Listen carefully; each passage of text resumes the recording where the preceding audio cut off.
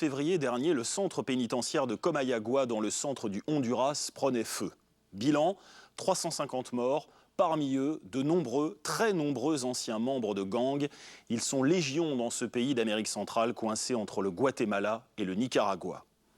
Dans ces gangs, on trouve des hommes, mais aussi des femmes qui, un jour, décident de décrocher. Enfin, quand ils le peuvent, car tenter de recommencer une nouvelle vie est une entreprise hautement risquée. Risquée, oui, quand on porte sur son corps des tatouages qui rappellent l'ancienne appartenance à ces gangs. Eh bien, vous allez voir qu'un homme sillonne le pays avec sa drôle de machine pour aider à effacer ces traces du passé.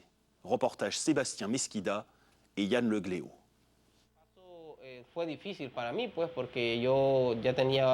J'avais à peine 11 ans quand je suis entré dans le gang. On vivait tous ensemble, comme des frères, et chaque jour ou presque, l'un d'entre nous se faisait assassiner. Alors on prenait toutes les armes qu'on pouvait trouver. Des fusils, des revolvers, des machettes. Et on débarquait chez le gang rival pour trouver les coupables et venger la mort de nos camarades.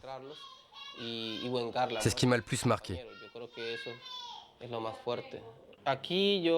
Ici, je m'étais tatoué le numéro 1. Et là, le numéro 8, c'est-à-dire le gang de la 18. Ça me rappelle mon passé et d'ailleurs, on voit encore très bien les cicatrices. Si tu regardes bien, tu vois tout de suite que j'avais un tatouage sur les mains. Mais je me sens plus libre maintenant. Tegucigalpa, la capitale du Honduras, et ses barrios. Ces quartiers pauvres où deux gangs rivaux, la 18 et la MS-13, sèment le chaos. Ces hommes tatoués sur tout le corps ont pris le contrôle des grandes villes où prospèrent les trafics de drogue et d'armes. Chaque jour, les règlements de compte font la une des journaux télévisés. Le Honduras vient d'être classé par les Nations Unies pays le plus violent du monde. Une vingtaine d'homicides par jour, soit près de 7000 morts chaque année. Une hécatombe qui place le pays devant l'Irak, l'Afghanistan ou même la Somalie. La police ne s'aventure plus dans les barrios qu'au petit matin et puissamment armée.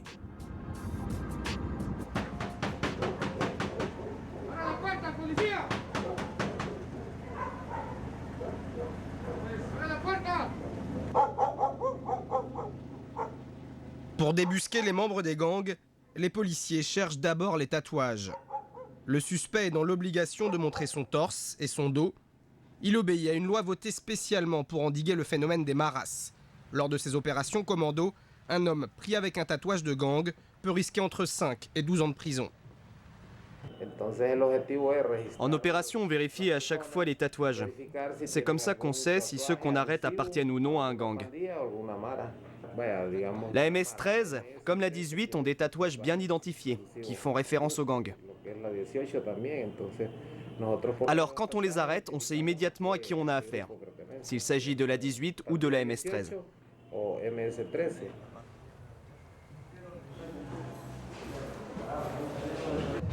Allez, vous m'enlevez tout ça. La veste, la chemise, tout. Mais cette loi anti-gang entraîne bien des excès. Ces jeunes sont tatoués, certes, mais ne font a priori partie d'aucun gang. Ils passeront néanmoins toute la journée au poste pour le nom d'une petite amie dessinée sur le dos.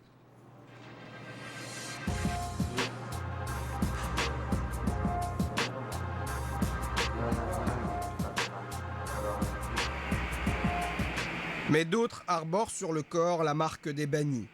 Les vestiges d'un passé de violence, écrit à même la peau. Tu es resté combien de temps dans le gang? Je suis resté 8 ans. C'est là, dans le discret cabinet du docteur Padilla, que viennent les repentis. Grâce à une technologie laser, unique dans le pays, il efface les empreintes de chaque crime commis. Les tatouages ont une signification bien particulière. Ici, une larme pour un homme que l'on a tué. Là, une tombe pour un ami que l'on a perdu. Pour les enlever par petites touches, cette lumière verte brûle l'encre et les pigments de couleur. Une rémission longue et douloureuse, mais après plusieurs séances, les tatouages de Jorge disparaîtront enfin. Ici, si t'as un tatouage, tout le monde pense que tu fais partie d'un gang, que t'es un voleur, un tueur à gages. C'est pas toujours vrai, mais c'est comme ça que les gens te voient. C'est de la discrimination. Toute ma famille me soutient, ils veulent que j'efface mes tatouages pour que je devienne quelqu'un d'autre. Je veux tourner la page. Et les médicaments, docteur? Ça, tu le prends tous les matins. Et le cellophane, tu le gardes jusqu'à demain.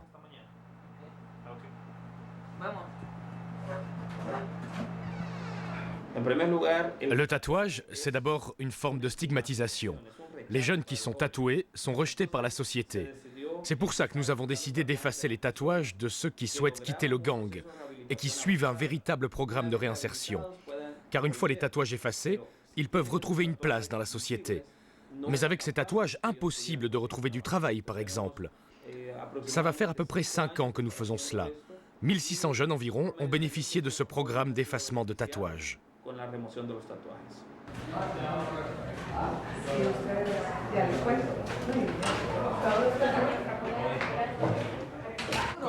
Alors Thierry, comment ça va depuis la dernière fois? Ça va, ça va. Ça m'a fait un peu mal au début, mais ça va un peu mieux maintenant. L'histoire de Chéri ressemble à celle de ces dizaines de milliers de jeunes pris dans la spirale des gangs. Adolescente, elle est entrée dans la 18 et son dos en porte encore les stigmates. Une jeunesse passée sous le signe d'une violence implacable, enlèvement, trafic d'armes, assassinat. Chéri est peu à peu devenue la bandida, l'une des chefs les plus respectées de la 18 à Tegucigalpa. Elle sait ce qu'il en coûte de se tatouer.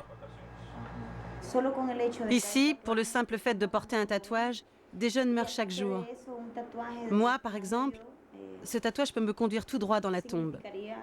Si jamais le gang rival le voit, ou même un membre de mon ancien gang, ou encore la police. C'était normal de tuer quand tu étais dans le gang ? Ouais. Rien de plus normal.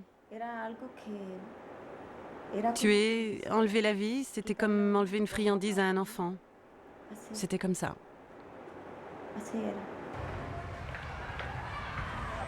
Après des années de vie folle, de cette vida loca, comme disent les Honduriens, Chéri a tout plaqué. Mais pour sortir du gang, les issues sont rares, voire définitives. Dans la MS-13 ou la 18, des lois bien précises régissent l'entrée, mais aussi et surtout la sortie des membres. Quitter le gang est souvent synonyme de mort, à moins d'embrasser la religion. La seule loi que respectent les bannis, c'est celle de Dieu.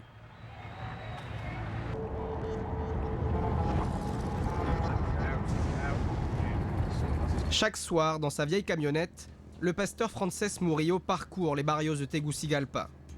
Cet évangéliste fait partie des semeurs d'amour, reconnu comme l'église des gangs au Honduras. Ce soir, on se rend dans ce qu'on appelle un quartier chaud. Un quartier chaud, c'est un quartier où la police ne met jamais les pieds. C'est trop dangereux. Mais là où nous allons, notre église est bien acceptée. Nous portons la Bible dans nos mains. Et nous allons discuter avec des jeunes de la rue, des jeunes des gangs. Les gangs acceptent qu'un membre s'en aille à la seule condition qu'il devienne religieux. C'est la seule façon de quitter un gang. Et là-dessus, ils ne transigent pas. Ils sont très stricts. Ici, à Villanueva, la pauvreté et le chômage constituent un terreau fertile sur lequel prospèrent les bandes criminelles. Mais dans ces rues sombres, le pasteur Frances veut croire qu'il y a encore des âmes à sauver. Après avoir prévenu les chefs des différents gangs, il s'installe sur un terrain vague, loin des regards. Je vais vous dire un mot. Écoutez-moi 5 minutes, ce ne sera pas long. Si quelqu'un est en Christ, il est une nouvelle créature. Les choses anciennes sont passées. Voici, toutes choses sont devenues nouvelles. La cocaïne, le crack, la fumette, toute cette vie, c'est derrière vous. Et nous allons prendre un autre chemin. Lequel? Quel chemin? Celui de Dieu. Mon nom est écrit dans le livre de la vie. Merci Seigneur. Dans le groupe Oscar, pris avec ferveur, il y a quelque temps, cet ancien membre de la MS-13 a demandé à rencontrer le pasteur Frances. Il compte désormais sur la religion pour soulager sa conscience et ne pas retomber dans la violence. J'avais 12 ans quand je suis entré dans un gang. J'ai fait presque toutes les prisons du pays. J'ai été plusieurs fois blessé. On m'a tiré dessus. J'ai aussi reçu des coups de couteau. J'ai tué des gens. J'étais tout le temps armé. 24 heures sur 24. Je ne baissais jamais la garde. Et je me disais, je vais m'en faire un. Je vais m'en faire un. Tuer quelqu'un, c'est tout. Pour de l'argent. Et puis j'ai commencé à me tatouer tout le corps. Regardez, j'en ai un sur le torse, un autre sur le bras. Mais maintenant, tout ça, c'est fini. Dieu m'a sauvé. Et grâce à lui, je suis toujours en vie.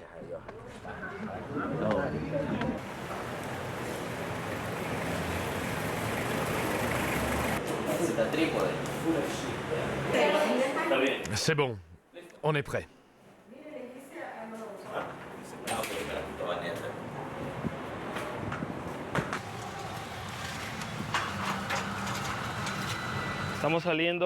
Allez, on va se mettre en route. Là, nous allons à San Pedro Sula.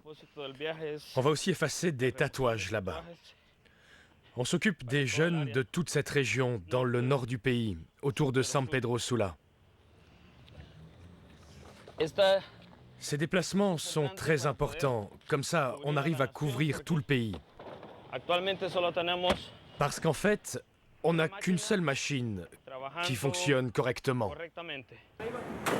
Le docteur Padilla et son laser partent comme chaque mois à l'autre bout du pays. Au Honduras, il est le seul à savoir utiliser cette machine qu'il transporte discrètement de ville en ville.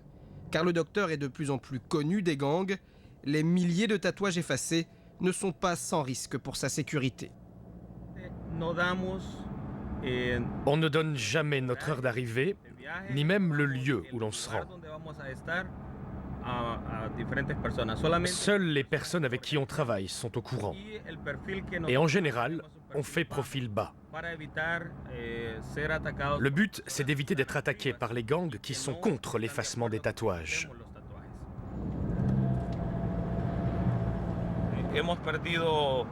Vous savez, j'ai perdu mon frère et 2 neveux à cause de la violence, tous assassinés. Et parfois, je me dis que ce sont peut-être les gens dont je m'occupe qui les ont tués. Mais voilà, le docteur Padilla est indispensable. Sans lui, beaucoup de jeunes seraient restés marqués à vie en gommant leurs tatouages à coups d'acide ou de fer à souder. Car pour quitter le gang, pas d'échappatoire, il faut faire peau neuve par tous les moyens. Cette machine vaut environ 70 000 €.